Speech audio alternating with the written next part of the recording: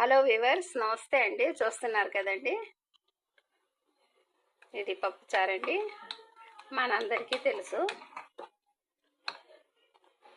కందిపప్పుని 1 గంట ముందుగా నానబెట్టేసి కుక్ చేసి అందులో ఉప్పు, పసుపు, కారం, ఒక టమాటా అన్నీ మిక్స్ చేసి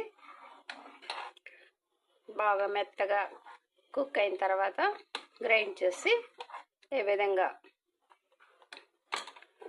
కొద్దిగా టర్మరిక్ జ్యూస్ అండి, అంటే చింతపండు పులుసు యాడ్ చేసి, ఇక కర్రీ లీవ్స్, పెద్దల్లిపాయ పీసెస్తో ఈ విధంగా పప్పుచారుని మరిగిస్తున్నానండి. వెరీ సింపుల్ ప్రాసెస్తో ఈ పప్పుచారుని తయారు చేస్తున్నానండి. మా వ్యూవర్స్ కోసం ఈ వీడియోని ప్రజెంట్ చేయాలనిపించిందండి. అందుకని చెప్పేసి ఈ విధంగా మీ ముందుకు ఈ చిన్న వీడియో తీసుకొస్తున్నానండి. మా వీడియోని తిలకించండి వ్యూవర్స్. నేను పప్పుచారు వీడియోస్ పెట్టున్నానండి ఇంతకుముందు, కానీ ఈసారి కొద్దిగా ప్రత్యేకంగా ఇది మరుగుతున్నప్పుడు ఈ వీడియో షూట్ చేస్తున్నానండి. చూస్తున్నారు కదండి, పప్పుచారు మరుగుతుందండి. ఇక ఉప్పు, పులుపు హెచ్చు తగ్గులు చూసుకొని కొద్దిసేపు మరిగాక ఇది పోపు పెట్టేసేయటమేనండి. తప్పకుండా మా ఈ చిన్ని వీడియోని లైక్ చేయండి, షేర్ చేయండి, సబ్స్క్రైబ్ చేయండి వ్యూవర్స్. చూస్తున్నారు కదండి, పొంగుతుందండి.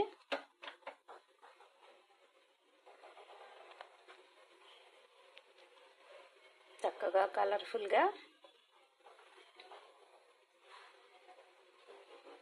మా పిల్లలు బాగా ఇష్టంగా తింటారండి పప్పుచారు. అందువల్ల పదే పదే ఈ పప్పుచారుని చేయటం జరుగుతుందండి.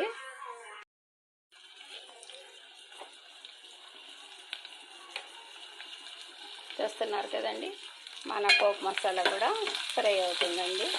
పెద్దల్లిపాయ, కర్రీ లీవ్స్, పోపు మసాలా సీడ్స్, కొన్ని మెంతి సీడ్స్ అన్నీ ఈ విధంగా ఆయిల్లో ఫ్రై చేస్తున్నానండి. ఇక మన పప్పుచారు ఆల్రెడీ మరిగిపోయిందండి. చూస్తున్నారు కదా, ఇక ఈ పప్పుచారుని ఈ పోపు మసాలాలో యాడ్ చేసేయటమండి. నెక్స్ట్ చూస్తున్నారు కదా,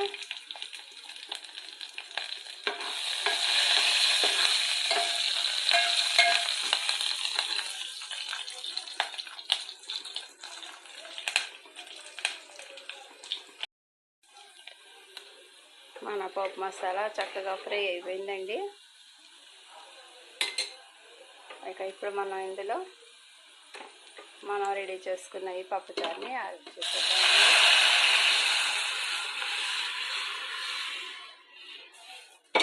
వెరీ సింపుల్ ప్రాసెస్తో మన ఈ పప్పుచారు రెడీ అయిపోయిందండి. మా పిల్లలు చాలా ఇష్టంగా లైక్ చేస్తారండి పప్పుచారుని. మా ఈ చిన్ని వీడియో నచ్చితే మా ఛానల్ని లైక్ చేయండి, షేర్ చేయండి, సబ్స్క్రైబ్ చేయండి వ్యూవర్స్. బై అండి.